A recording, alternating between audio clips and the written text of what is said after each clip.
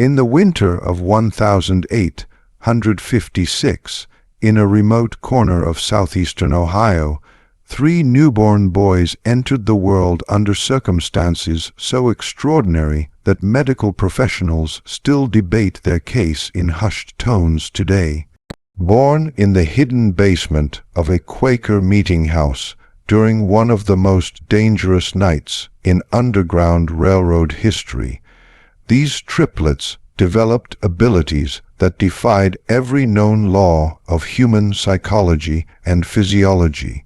For over a century, their descendants have guarded secrets about what those boys could do, secrets that, if revealed, would force us to reconsider everything we thought we knew about the limits of human perception. What I'm about to share with you has never been told outside the family records, never documented in any official medical journal, and never spoken of in any academic circle. The evidence has been deliberately buried. But tonight, the truth finally comes to light. Before we dive deeper into this chilling account that begins in the shadows of America's most secretive rescue network, I need to know something about you. This channel isn't for everyone, only for those brave enough to confront mysteries that challenge the very foundations of what we believe possible.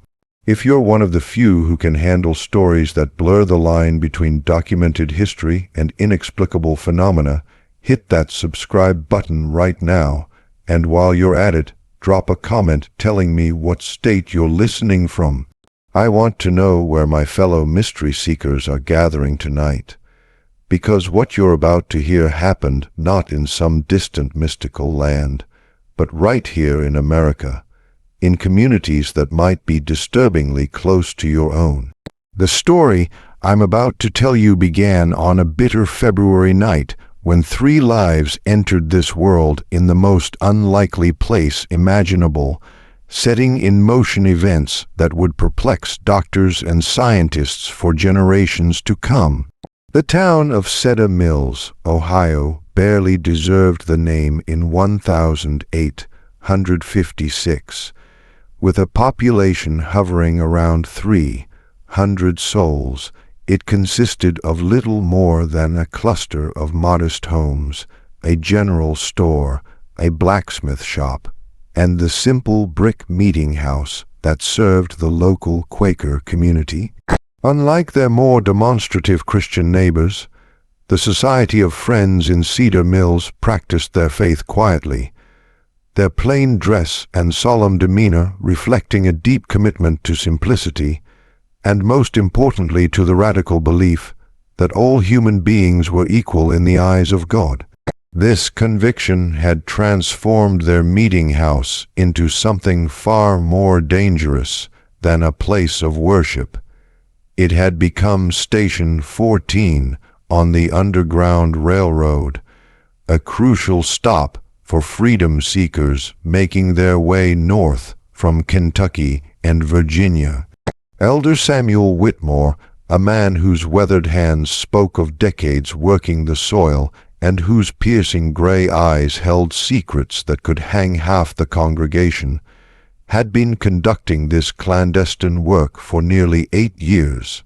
Beneath the meeting house's plain wooden floors lay a carefully concealed basement, accessed through a trapdoor hidden beneath the speaker's platform.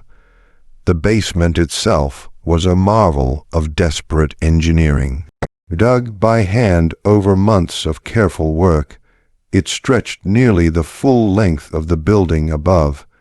Thick wooden beams supported the ceiling, while ventilation came through an ingenious system of hollow fence posts that appeared decorative but carried fresh air to those hiding below. On any given week, anywhere from 3 to 15 freedom seekers might shelter there, some for a single night, others for weeks, as they waited for safe passage to the next station. February of 1856 had been particularly treacherous.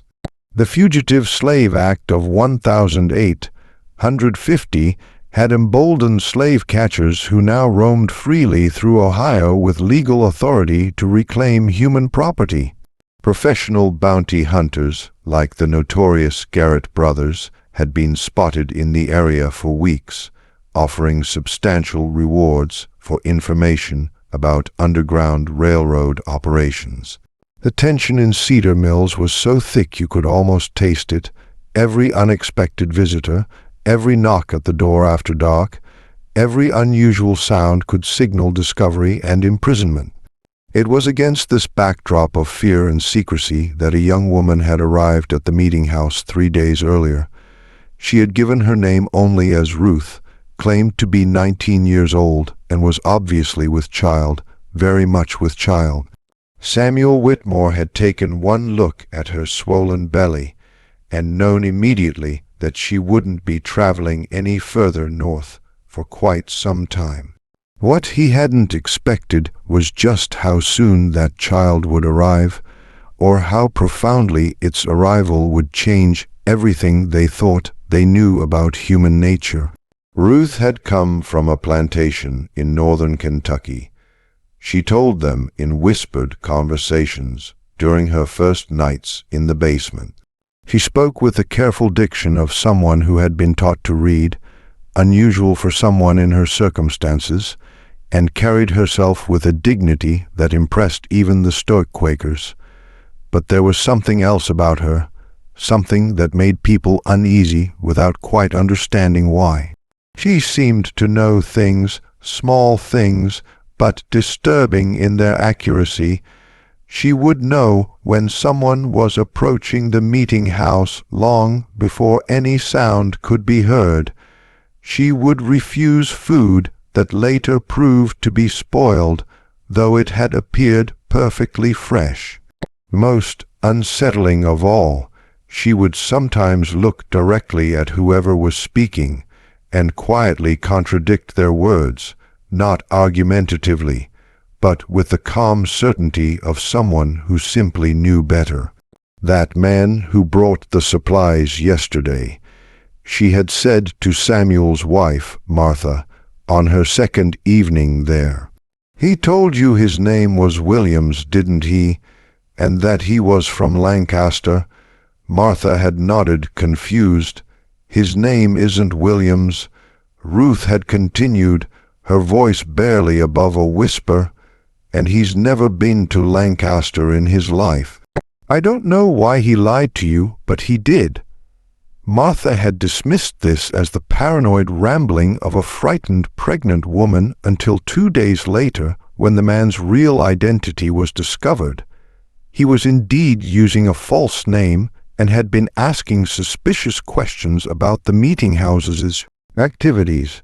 The night of February 23rd, 1856 began like many others in Cedar Mills, cold, dark, and deceptively quiet.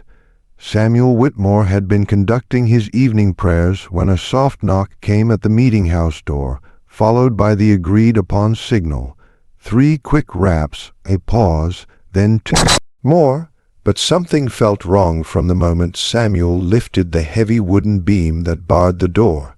The freedom seeker who stumbled inside was a man named Joshua, someone Samuel had helped before. But Joshua's usual calm demeanor had been replaced by barely controlled panic.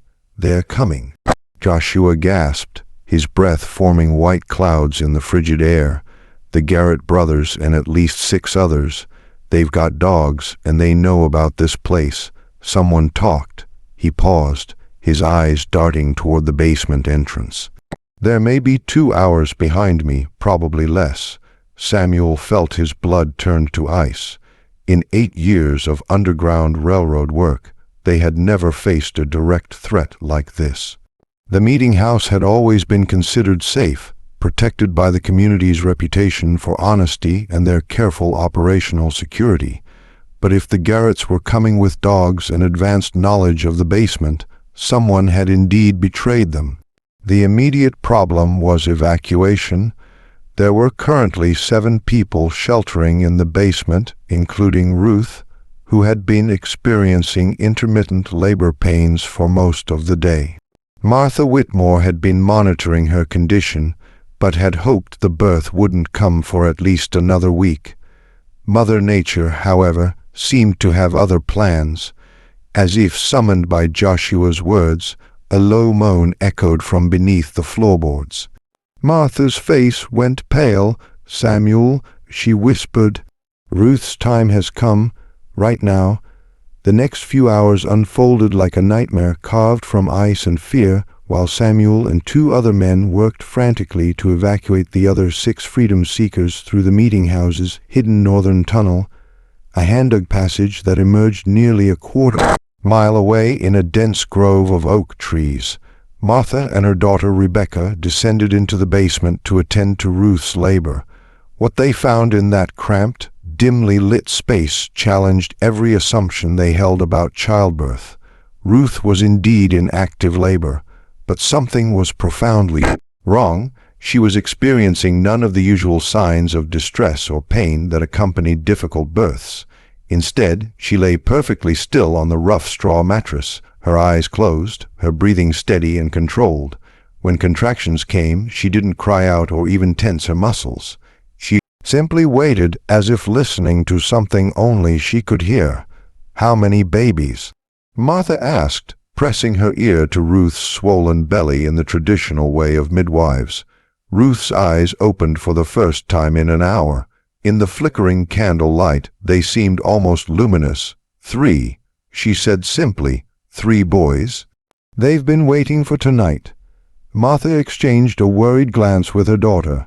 Triplets were rare enough under the best circumstances, but triplets born in a hidden basement, while slave catchers approached with bloodhounds, was a situation beyond anything in her experience. More troubling was Ruth's certainty about the baby's gender and her strange comment about them waiting. How could unborn children wait for anything? The sound of horses in the distance cut through Martha's confusion. Samuel's voice called down from above. "They're here. The tunnel's clear, but we can't risk moving Ruth now." What happened next was recorded in Martha Whitmore's private journal, a document that remained hidden in her family for over a century before being discovered in 2003 during the renovation of an old farmhouse. According to her account, written just days after the events, Ruth's labor accelerated dramatically the moment the slave catchers arrived at the meeting house, but it accelerated in a way that defied medical understanding. The first baby was born in complete silence, no crying, no sound at all, except for Ruth's barely audible breathing. Martha caught the infant, a perfectly formed boy, and was startled to find him already breathing normally, his eyes open and alert. Before she could even cut the umbilical cord, the second baby arrived again in total silence, again breathing and aware from the moment of birth. The third followed less than a minute later, completing what Martha described as the most unnatural natural birth I have ever witnessed. But the strangest part was yet to come. As Martha worked to clean and wrap the 3 infants, footsteps and voices could be heard directly above them. The Garrett brothers had entered the meeting house and were conducting a thorough search. Heavy boots walked across the wooden floors just feet above the newborns' heads. At one point, someone stood directly on the trapdoor that concealed the basement entrance. Throughout this entire time, with strange men and tracking dogs just above them, the 3 babies never made a sound, not a cry, not a whimper, not even the small noises that all newborns make. They lay perfectly still in their mother's arms, their identical dark eyes moving back and forth, as if following the movement of the searchers above. It was as if they somehow understood that their survival depended on absolute silence. Ruth never spoke during the search. According to Martha's journal, she simply held her 3 sons and whispered to them in a language that sounded like no dialect Martha had ever heard. Later, Martha would describe it as words that seemed to flow like water, soft and continuous, like a river running over stones, The search lasted nearly 3 hours. The Garretts were thorough, methodical, and increasingly frustrated. They checked every room, every closet, every possible hiding placeable. Their dogs sniffed around the meeting house's foundation and even scratched at the floorboards in several places, but they never found the entrance to the basement, and eventually they left, cursing their informant for providing bad information. It was only after the sounds of horses had faded completely into the distance that the 3 babies finally made their first sounds, and when they did, all 3 cried in perfect unison, their voices blending into a single haunting wail that seemed to echo from the very walls of the basement. Ruth died less than an hour later, bleeding that Martha couldn't stop, despite all her experience with difficult births. Her last words, spoken so quietly that Martha had to lean close to hear them, were, "They'll know things. They'll always know. Take care of them, but remember they're not like other children." The death of Ruth left the Quaker community of Cedar Mills facing an impossible situation. 3 newborn boys with no known father, no family, and no legal existence. Slave children born free on Ohio soil, but with no documentation to prove their status. Samuel Whitmore made the decision that would shape the rest of his life. The community would raise the boys collectively, each family taking turns caring for them, but all sharing responsibility for their upbringing. The boys were named by the community in the Quaker tradition Caleb, Ezra, and Isaac. From their earliest days, it was clear that Ruth's final words had been more than the ravings of a dying woman. The 3 boys were indeed not like other children, but in ways that were subtle enough to be dismissed as coincidence by anyone not watching closely. Martha Whitmore, who had taken primary responsibility for the boys' care during their first year, began keeping detailed notes about their behavior. These notes, discovered along with her birth journal, provide a disturbing glimpse into the early manifestations of the boys' unusual abilities. At 6 months old, the triplets had developed a habit that unnerved their caregivers. They would all turn their heads in the same direction at exactly the same moment, often focusing on empty doorways or windows where no one was visible. When someone eventually appeared in those locations, sometimes minutes later, it was always a person who was upset, angry, or hiding something. The boys seemed to sense emotional distress long before any adult could detect it. By their first birthday, the pattern had become impossible to ignore. The triplets could identify lies with unerring accuracy.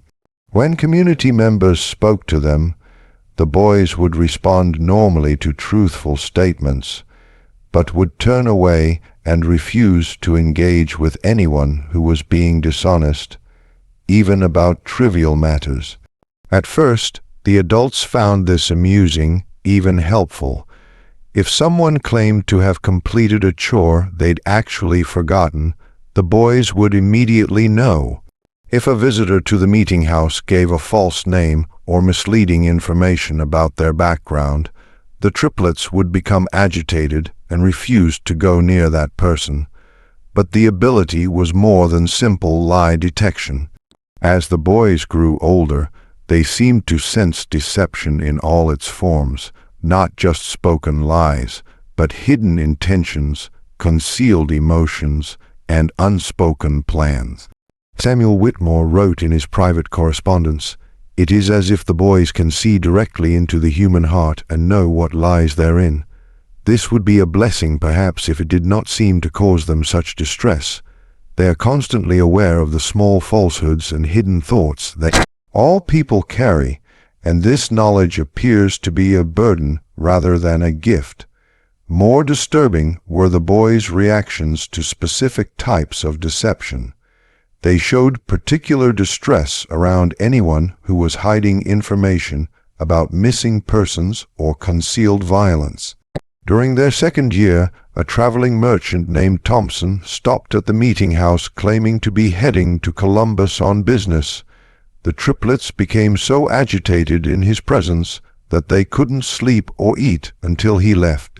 2 weeks later, news arrived that Thompson had been arrested for the murder of his business partner, whose body had been concealed in Thompson's wagon during his visit to Cedar Mills.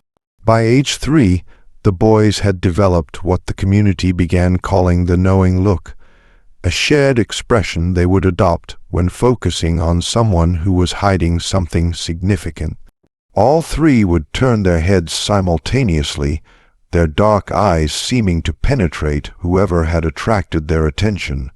Most unsettling was their habit of whispering to each other during these episodes, always in that strange flowing language that Ruth had used during their birth. Dr. William Harrison, the local physician who had been monitoring the boys' development, was both fascinated and disturbed by their abilities. In a letter to a colleague at the Medical College of Ohio, he wrote, "I have examined these children repeatedly and can find no physical abnormality that would account for their unusual perceptive abilities. Their hearing, vision, and other senses appear normal, though perhaps slightly more acute than average, yet they consistently demonstrate knowledge of matters that should be beyond their perception. I am forced to conclude that either these children possess some form of sensory capacity unknown to medical science, or I am the victim of an elaborate deception, though how 3-year-old children could maintain such a deception is beyond my understanding." The boys' impact on the Underground Railroad operations was immediate and profound. Word of their abilities spread quietly through the network of stations and conductors. Freedom seekers began requesting specifically to be routed through Cedar Mills, knowing that the boys could identify infiltrators and betrayers with perfect accuracy. The triplets' presence in the meeting house basement became a guarantee of safety. If they remained calm and peaceful, the freedom seekers knew they were among friends. If the boys became agitated or refused to enter the basement, it was a certain sign that someone in the group couldn't be trusted. Samuel Whitmore found himself in the uncomfortable position of relying on 3 young children for the security of one of Ohio's most important Underground Railroad stations. But the boys' accuracy was undeniable. Over the course of 3 years, they identified 7 potential infiltrators, preventing what could have been catastrophic discoveries of the network's operations.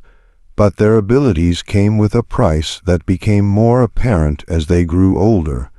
The boys were increasingly isolated from other children who found their intense stees and whispered conferences unsettling.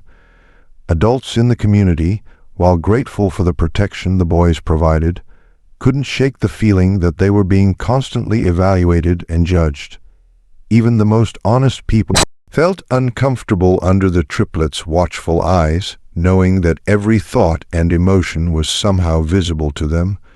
Most troubling was the boys' growing awareness of their own abilities and the effect they had on others. By age 4, they had learned to modify their behavior around strangers, keeping their knowing looks subtle and their whispered consultations private. But this self-consciousness seemed to deepen their isolation, creating a barrier between them and the rest of the world that grew more pronounced with each passing year. The year 1860 brought changes to Cedar Mills that would test the triplets' abilities in ways no one could have anticipated. The election of Abraham Lincoln had inflamed tensions throughout Ohio, and Underground Railroad activities were becoming increasingly dangerous. Federal marshals were conducting more frequent raids, and bounty hunters like Garrett brothers were operating with virtual impunity. It was during this period of heightened danger that the boys, now 4 years old, began demonstrating a new and more disturbing aspect of their abilities, They could not only detect deception and hidden emotions in people who were present, they seemed to sense the emotional distress of people who were miles away. The first documented instance occurred on a bitter January morning, when the triplets suddenly became extremely agitated despite being safely inside the warm meeting house with their usual caregivers. All three boys began crying simultaneously, not the normal crying of upset children, but a keening wail that seemed to express profound terror and desperation. Martha Whitmore tried everything she could think of to calm them, but nothing worked. The boys continued their distressed crying for nearly 6 hours, finally falling silent just as the sun began to set. 2 days later, a freedom seeker arrived at the meeting house with devastating news. A group of 11 people, including 3 children, had been captured by slave catchers approximately 40 miles south of Cedar Mills. The capture had occurred at almost exactly the same time the triplets had begun their crying. Worse, the captured group included a pregnant woman who had given birth during the attack. Both mother and child had died from exposure during the brutal journey back to Kentucky. Samuel Whitmore was shaken by this incident, but dismissed it as coincidence, until it happened again 3 weeks later. This time, the boys' distress lasted only 2 hours, but was even more intense. When word arrived the following day, they learned that a conductor on the Underground Railroad had been shot and killed while helping a family escape near Portsmouth, Ohio. Again, at the exact time the triplets had begun showing signs of extreme distress. Dr. Harrison, who had been documenting the boys' development, was called to examine them after the third such incident. His findings, recorded in his private notes, were deeply unsettling. During episodes of apparent long, deep, distancing distress sensing, the boys' pulse rates become synchronized. Their breathing patterns identical and their body temperatures drop by several degrees. Most remarkably, their brain activity appears to increase dramatically. They are clearly experiencing intense mental stimulation. Despite appearing outwardly distressed, I can only conclude that their nervous systems are somehow detecting emotional trauma occurring at great distances. Though the mechanism by which this occurs is completely unknown to medical science, the boys' long, de-distancing sensing abilities seem to be specifically attuned to situations involving deception, betrayal, and mortal danger. They never reacted to ordinary accidents or natural deaths, but they invariably detected when someone was being hunted, betrayed, or murdered. Their range appeared to extend throughout most of southern and central Ohio and possibly into northern Kentucky. Word of the triplets' abilities spread beyond the Underground Railroad network. Families with missing loved ones began making pilgrimages to Cedar Mills, hoping that the boys could somehow sense whether their missing family members were still alive. Where they might be found, Samuel Whitmore was reluctant to exploit the children's abilities in this way, but the boys themselves seemed drawn to these desperate families. The most remarkable case involved the Brennan family, whose 16-year-old daughter Mary had disappeared while traveling to visit relatives in Columbus. The girl had been missing for 3 months when her parents arrived in Cedar Mills, having heard rumors about 3 children who could find lost people. Samuel initially refused to involve the boys, but Caleb, Ezra, and Isaac approached the distraught parents on their own. Without being asked, the triplets lined up in front of Mrs. Brennan and began their characteristic synchronized whispering.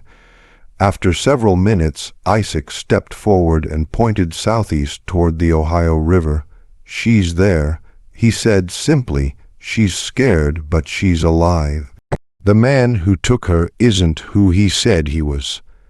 Acting on this information, local authorities searched a remote farm near Chillicothe and found Mary Brennan locked in a cellar, along with 2 other young women who had been kidnapped by a man posing as a traveling preacher. The kidnapper was arrested and later confessed to planning to sell the women into prostitution in New Orleans. The rescue of Mary Brennan marked a turning point in how the community viewed the triplets. No longer were they simply children with an unusual ability to detect lies. They were becoming something else entirely, something that made even their Quaker guardians profoundly uncomfortable. The boys' abilities were growing stronger and more specific with each passing month, and there seemed to be no limit to their range or accuracy. But perhaps most disturbing was the boys' increasing emotional detachment from the world around them. The constant awareness of deception, violence, and human suffering was taking its toll. They rarely smiled, seldom played, and spent most of their time huddled together, whispering in their private language. When they did interact with adults, their conversations were marked by a wisdom and sadness that seemed impossible in children so young. Dr. Harrison, in his final notes about the boys before his death in 1862, wrote, "I fear that we are witnessing the emergence of human beings who are fundamentally different from the rest of our species. Their abilities appear to be expanding rather than stabilizing, and I cannot predict what they might become capable of as they mature. More troubling is the psychological cost of their gifts. These children are bearing witness to more human suffering and evil than most adults encounter in a lifetime. And they are doing so without the emotional defenses that adults develop over time. I do not know what kind of men they will become, but I fear they will be men apart from all others, forever isolated by their terrible knowledge of what lies hidden in the human heart." The outbreak of the Civil War in 1861 brought unprecedented chaos to Ohio's Underground Railroad operations, but it also created new opportunities for the triplets to demonstrate the true extent of their extraordinary abilities. As Union and Confederate forces began moving through the border regions, the boys started exhibiting reactions to military activities that defied all logical explanation. Samuel Whitmore first noticed this new development during the summer of 1861 when 6-year-old Caleb, Ezra, and Isaac began showing signs of extreme agitation for several days running. The boys would stand at the meeting house windows looking south toward the Ohio River, their faces marked by expressions of horror that seemed far too mature for their years. When Samuel asked what was troubling them, Isaac, always the most vocal of the three, simply said, "Too many people are going to die." So many people. 3 days later, news arrived of the First Battle of Bull Run, where Union forces had suffered a devastating defeat. The timing was impossible to dismiss as coincidence, especially when similar incidents began occurring with increasing frequency.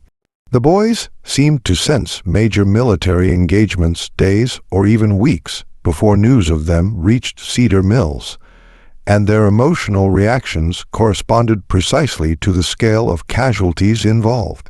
More disturbing was their apparent ability to detect specific individuals among the thousands of soldiers moving through the region. In September of 1861, a young Union soldier named Thomas Caldwell stopped at the meeting house while traveling home on leave to visit his family in Marietta. The triplets took one look at him and immediately began their synchronized whispering, their faces showing expressions of profound sadness. Martha Whitmore, now in her 60s but still serving as the boys' primary caregiver, asked them what they sensed about the soldier. Ezra stepped forward and spoke in a voice that seemed too old for his small body. "He won't make it home. The man who's supposed to be his friend will shoot him for his money 3 days from now, near the river crossing." Thomas Caldwell laughed when told of the prediction, claiming that he was traveling alone and had no money worth stealing. But 3 days later, his body was found near a river crossing 20 miles east of Cedar Mills. He had been shot and robbed by a deserter from his own unit, a man named Patterson, who had claimed to be Caldwell's friend and had arranged to travel part of the way with him. The accuracy of this prediction sent shock waves through the local community. But it was only the beginning. Over the following months, the boys began making increasingly specific and disturbing predictions about people they encountered. They could tell when someone would die, often down to the day and hour. They could predict betrayals, desertions, and acts of violence with unerring accuracy. Most chilling of all, they seemed to know which of the freedom seekers passing through the meeting house would successfully reach Canada, and which would be captured or killed along the way. Samuel Whitmore struggled with the moral implications of the boy's knowledge. Should he warn people of the dangers the triplets foresaw? Should he try to prevent the tragedies they predicted? Or was this knowledge too dangerous to act upon? The weight of these decisions was crushing, made worse by the boys' apparent indifference to the suffering they witnessed. They reported deaths and betrayals with the same calm detachment they might use to comment on the weather. The turning point came in the spring of 1862, when a group of 12 freedom seekers arrived at the meeting house, led by a conductor named James Morrison, whom Samuel had worked with for years. Morrison was a trusted ally, a man who had successfully guided hundreds of people to freedom over the course of a decade. But when the triplets saw him, their reaction was immediate and violent. All 3 boys began screaming the moment Morrison entered the meeting house, a sound unlike anything they had ever made before. It wasn't the crying of distressed children, but something primal and terrifying, like the warning calls of animals sensing mortal danger. They screamed and pointed at Morrison, their faces contorted with an expression of pure horror. Morrison was baffled and offended by the reaction. He had never encountered anything like it from the boys, who had always been calm in his presence during previous visits. Samuel tried to question the triplets about what they sensed, but they could only repeat over and over, "Death. He brings death. So much death." Despite the boys' warnings, Samuel was reluctant to turn away a trusted conductor and 12 desperate freedom seekers. Morrison insisted that he had brought the group safely from Kentucky and was prepared to guide them on to the next station. The 12 freedom seekers, men, women, and children ranging in age from 8 to 60, seemed genuinely desperate and showed no signs of deception. But the triplets' agitation only intensified as the hours passed. They refused to enter the basement while Morrison and his group were there, and they continued their disturbing predictions. "Tomorrow night in the woods by Miller's Creek, he'll call to them, and they'll trust him because they think he's their friend. But the men with guns will be waiting." Samuel faced an impossible choice.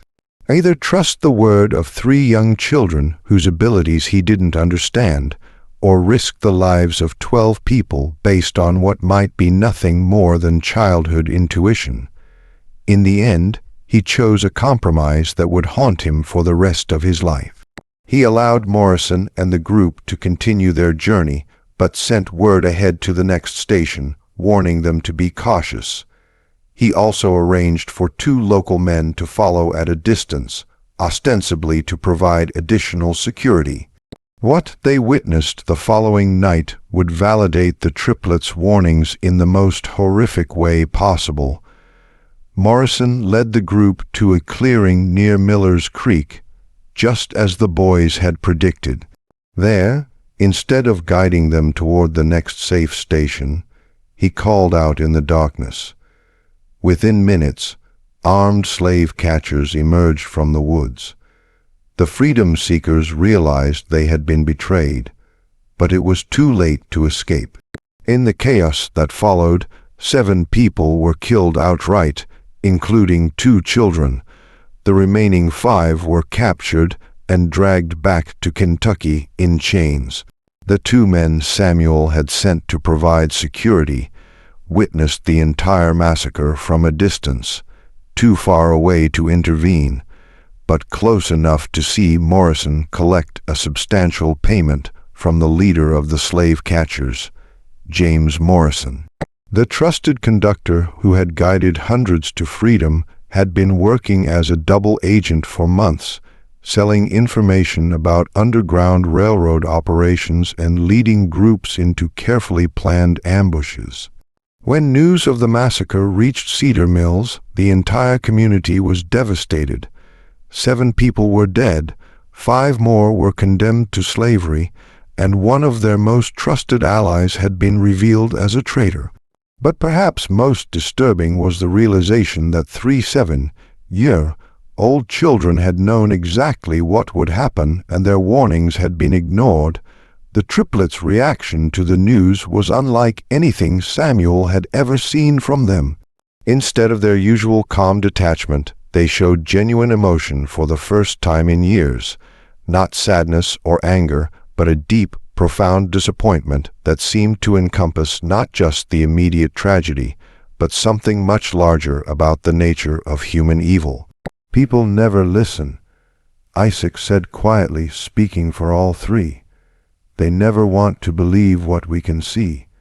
They think we're just children, but we've seen more death than anyone in this room.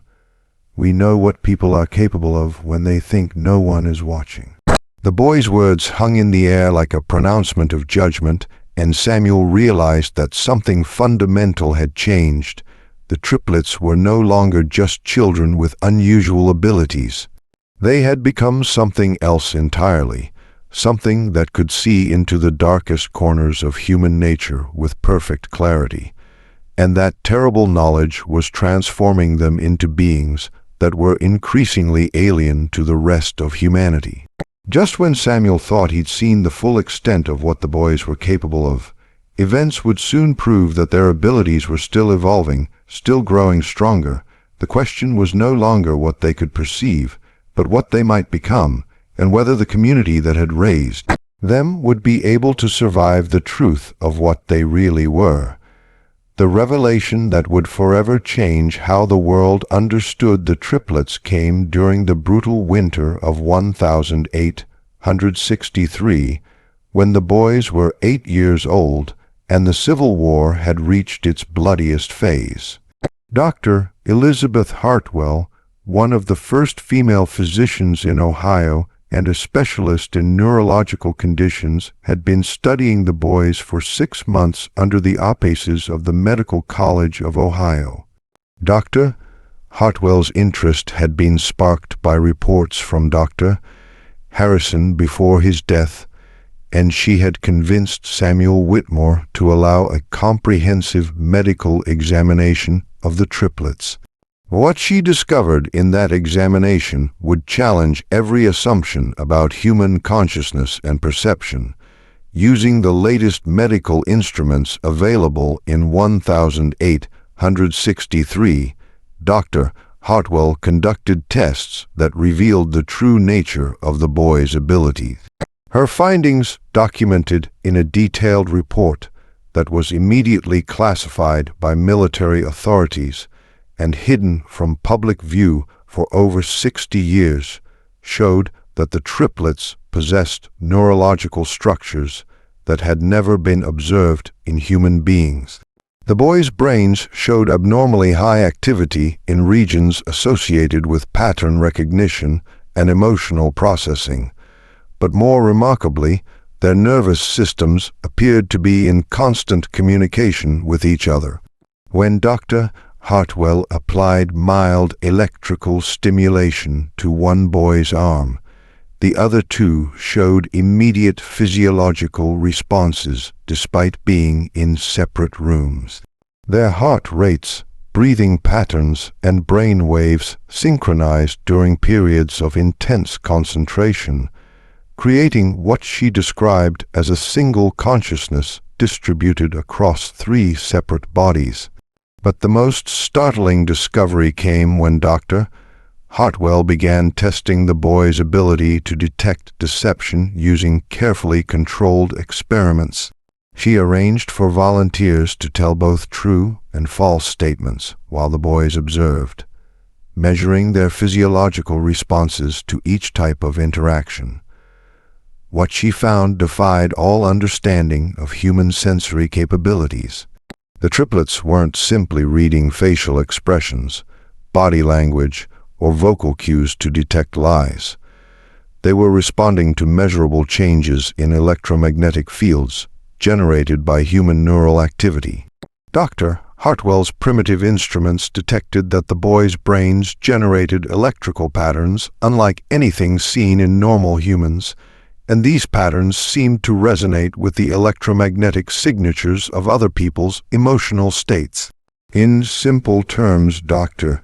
Hartwell wrote in her classified report, "These children appear to possess a form of biological electromagnetic sensitivity that allows them to directly perceive the electrical activity of other human brains.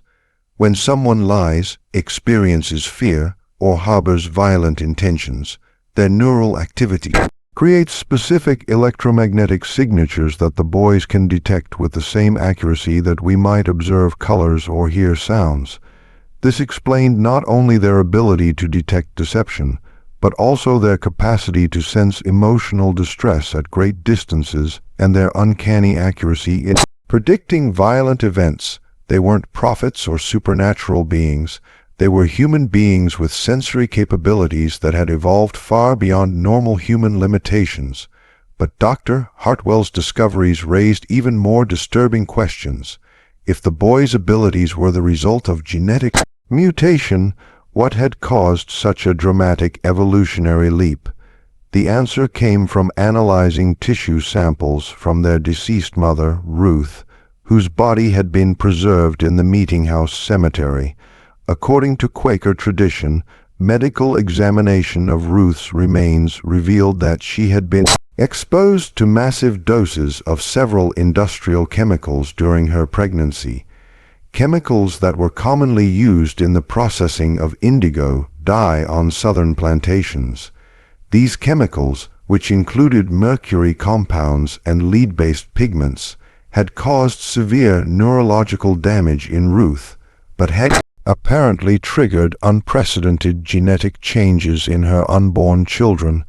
The boys represented something entirely new in human evolution, a mutation that might normally have been lethal, but had instead created enhanced sensory capabilities. They were living proof that human consciousness and perception could evolve in ways that science had never imagined possible.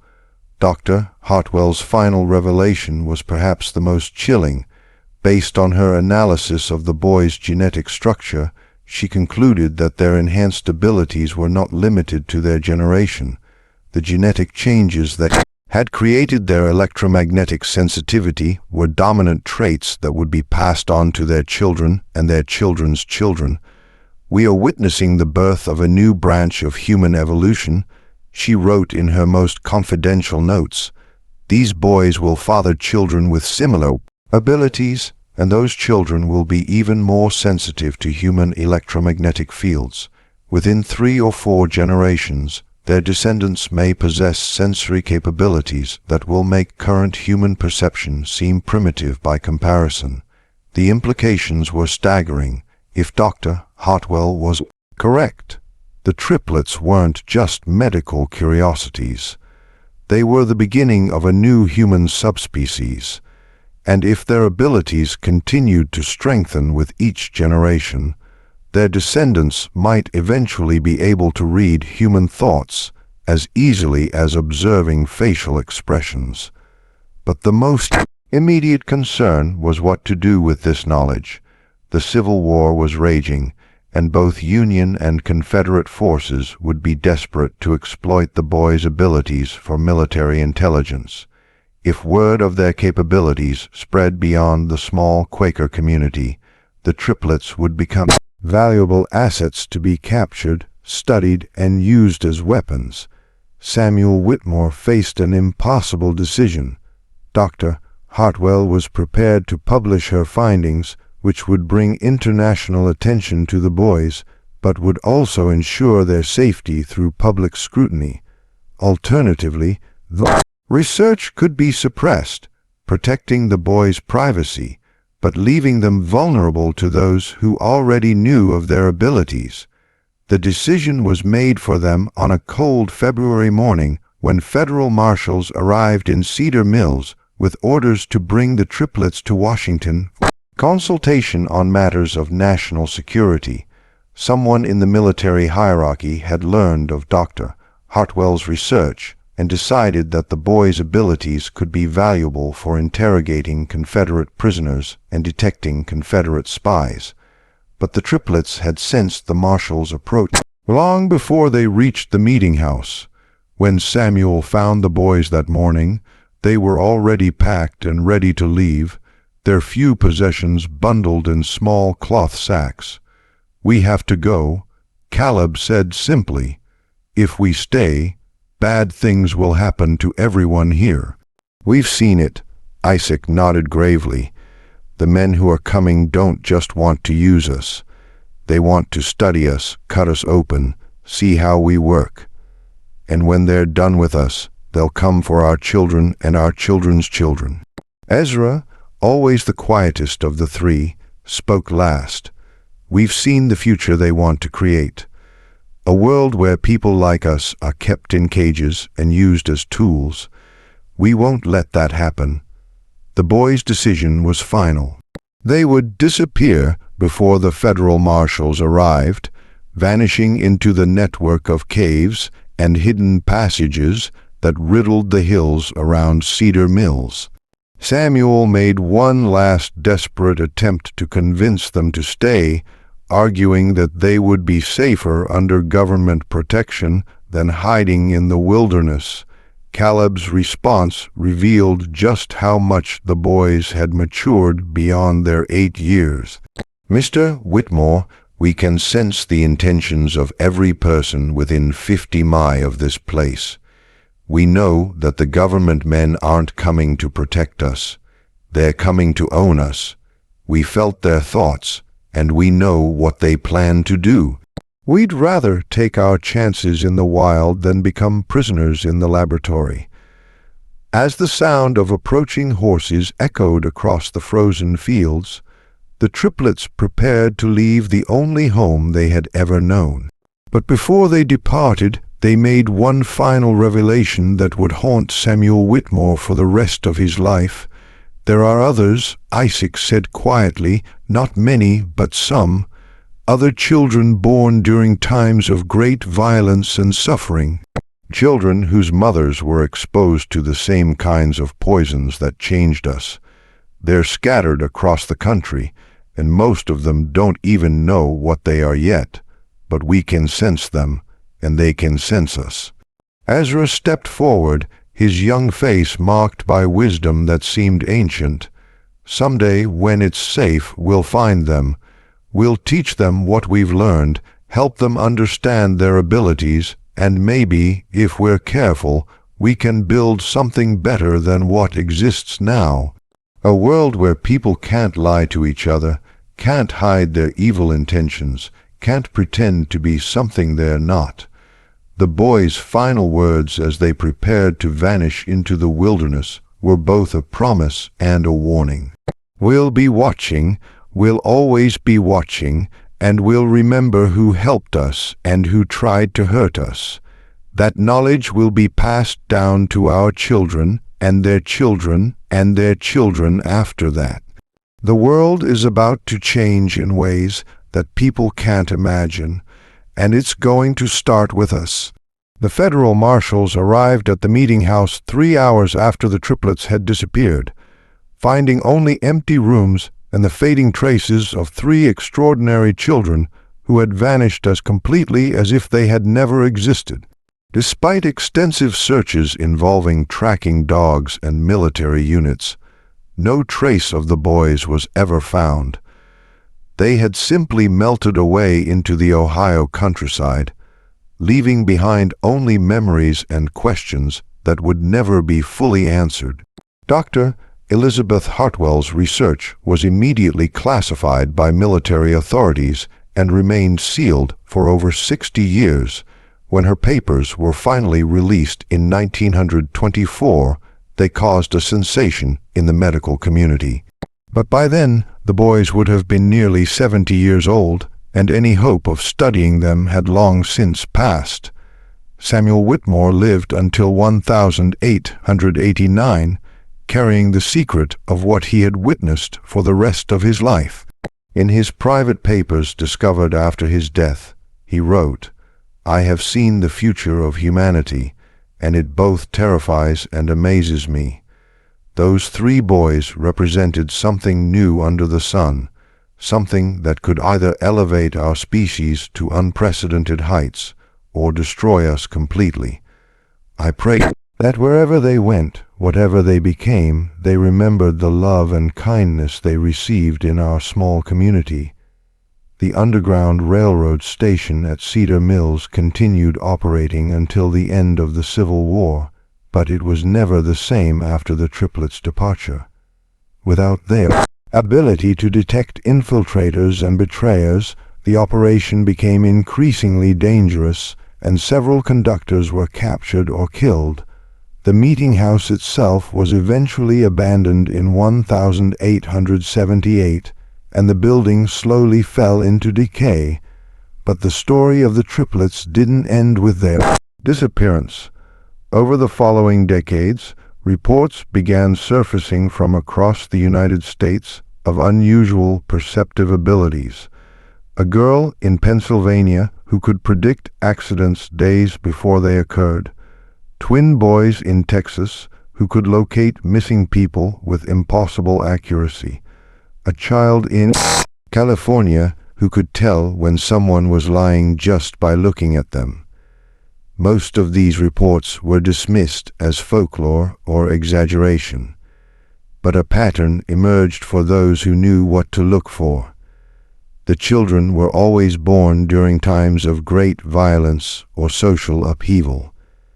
Their mothers had often been exposed to industrial chemicals or toxic substances during pregnancy, and the children themselves displayed the same electromagnetic sensitivity that Dr. Hartwell had documented in the Cedar Mills triplets. Modern genetic research has confirmed what Dr. Hartwell suspected in 1863. Extreme environmental stress, combined with exposure to certain toxic substances, can trigger rapid genetic mutations that are passed on to subsequent generations. The triplets represented one of the first documented cases of stress-induced human evolution, a phenomenon that scientists now recognize as more common than previously believed. Recent studies have identified at least 47 documented cases of individuals with enhanced electromagnetic sensitivity born between 1850 and 1900, primarily in regions affected by industrial pollution or military conflict. While most of these individuals lived quiet lives and never developed their abilities to the extent demonstrated by the Cedar Mills triplets, their genetic legacy has continued to spread through the American population. Dr. Sarah Chen, a neurologist at Johns Hopkins University who has spent 20 years studying electromagnetic sensitivity in humans, believes that the descendants of these early cases may represent as much as 0.1% of the current American population.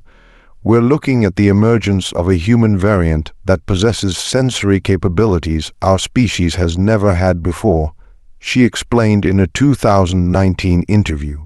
These people aren't telepaths or psychics. They're humans with enhanced neural sensitivity that allows them to detect electromagnetic patterns generated by other human brains. The implications for law enforcement, national security, and human society are profound. If Dr.